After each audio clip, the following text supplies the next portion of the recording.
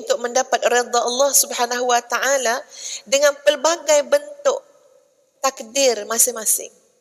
Memang dia lahir daripada ibu ayah yang soleh dan salihah, dia lahir ditatang dengan kebaikan, membesar dalam ketaatan dan meninggal dunia husnul khatimah. Dan boleh jadi juga orang yang dalam hidup dia, sahabat-sahabat sekalian, dia melakukan dosa. Jangan kata nak menuntut ilmu agama, dia tak pernah teringin, dia tak pernah terfikir.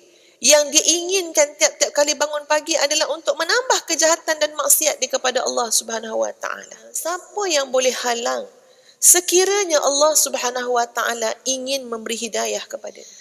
Sahabat-sahabat yang dikasihi sekalian, tujuan hidup kita jelas, iaitu untuk mendapatkan keredaan Allah Subhanahu wa taala. Kita semua nak mendekatkan diri kita kepada Allah. Kita nak Allah redha, kita nak dekat dengan Allah Subhanahu wa taala. Kita nak akhirat besok diberikan kita kedudukan, tempat, kediaman yang kekal abadi di dalam syurga Allah Subhanahu wa taala. Masuk syurga itu pun simbolik kepada apa, tuan-puan? Allah redha dengan kita. Allah dah bersihkan kita. Sebab tu tak masuk dalam syurga kecuali yang baik sahaja.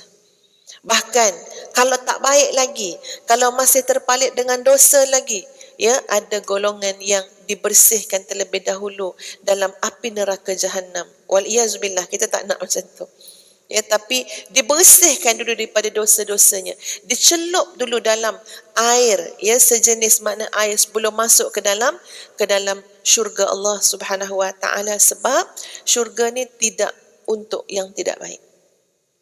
Semua yang dah baik masuk syurga. Yang dah dibersihkan oleh Allah Subhanahu wa taala. Jadi sahabat-sahabat sekalian, itu memang cita-cita kita, harapan kita. Jadi yang paling penting apa dia? Apa yang Ustaz sebut tadi ni, yang paling penting adalah keredaan Allah Subhanahu wa taala.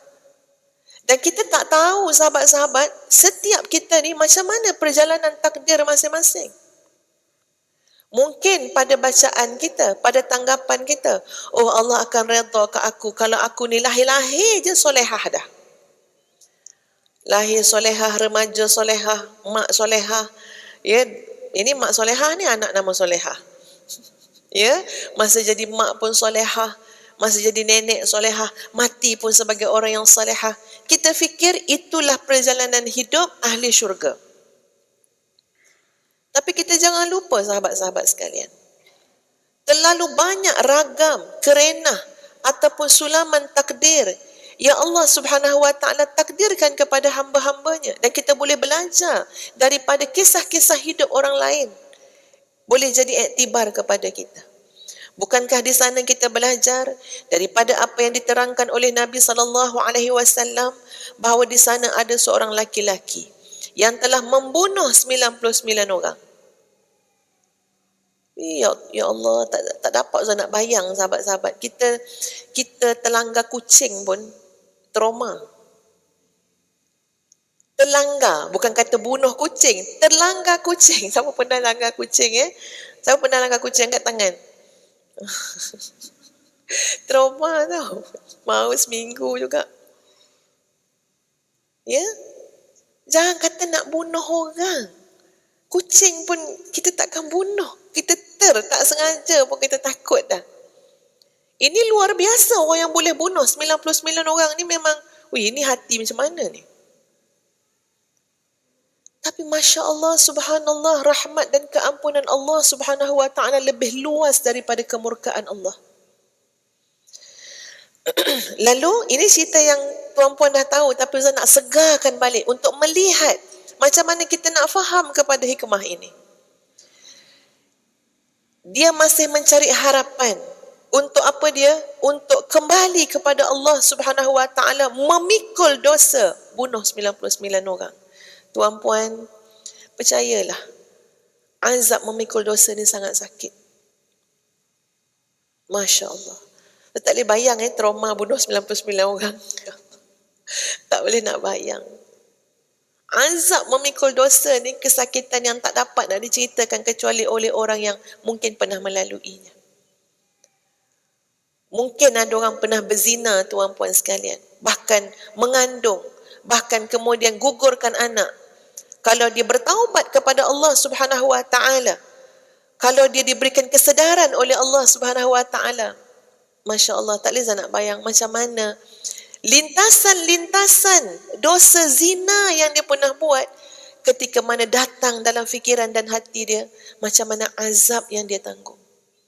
Belum, ini bukan cerita azab dekat azab api neraka. Azab mengingat dan teringat pada dosa yang pernah kita buat kepada orang yang bertaubat, yang kembali kepada Allah Subhanahu Wa Taala. Sebab itu, Ustazah nak kita bayangkan, bukan semata-mata mendengar tentang cerita orang bunuh 99 orang, tapi cuba kita bayang. Macam mana dia sangat mencari harapan, berharap ada kata-kata, ada semangat, ada nasihat yang boleh membantu dia untuk apa? Meletakkan harapan kepada Allah Subhanahu Wa Taala dan tidak kecewa atau putus asa. Sebab bunuh 99 orang.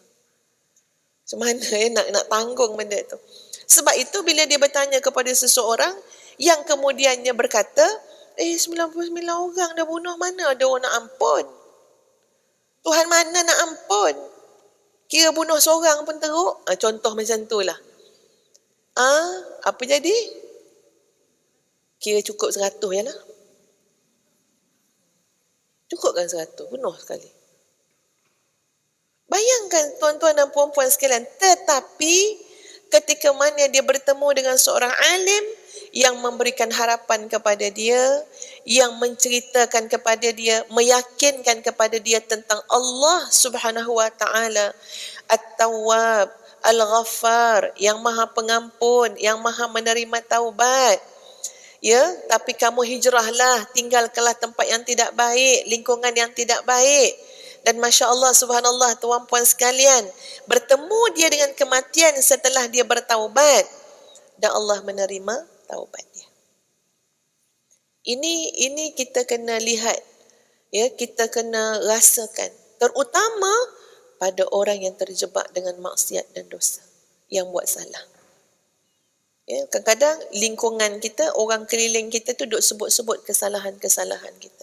Sakit tu, sakit untuk mengingat kembali benda tu. Baik, cuba kita lihat apa yang disebut oleh Ibnu Athaillah As-Sakandari tadi. Jadi seolah-olah nak diberikan gambaran seseorang itu sampai kepada tujuan dia, iaitu untuk mendapat redha Allah Subhanahu Wa Taala dengan pelbagai bentuk takdir masing-masing. Boleh jadi tuan-puan sekalian, ada orang yang sampai dengan ketaatan dia kepada Allah Subhanahu Wa Taala. Masya Allah, tabarakallah. Memang dia lahir daripada ibu ayah yang saleh dan salihah, diberikan pendidikan agama yang baik, ya, diberikan pemantauan oleh mak bapak dia, ada guru yang mursyid yang mendidik dia.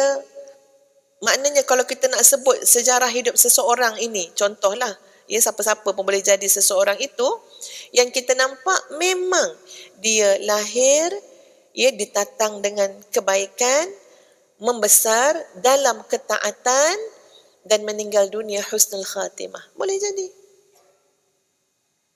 Allah pimpin dengan taufik dan hidayah yang memungkinkan dia sepanjang hidupnya hidup dalam ketaatan. Boleh jadi tak tuan-puan? Rubbama, boleh jadi. Dan boleh jadi juga orang yang dalam hidup dia, sahabat-sahabat sekalian, dia melakukan dosa. Dia melakukan maksiat. Jangan kata nak menuntut ilmu agama, dia tak pernah teringin, dia tak pernah terfikir. Yang dia inginkan tiap-tiap kali bangun pagi adalah untuk menambah kejahatan dan maksiat dia kepada Allah Subhanahu Wa Taala. Tapi Ustaz nak tanya, siapa yang boleh halang sekiranya Allah Subhanahu Wa Taala ingin memberi hidayah kepada dia?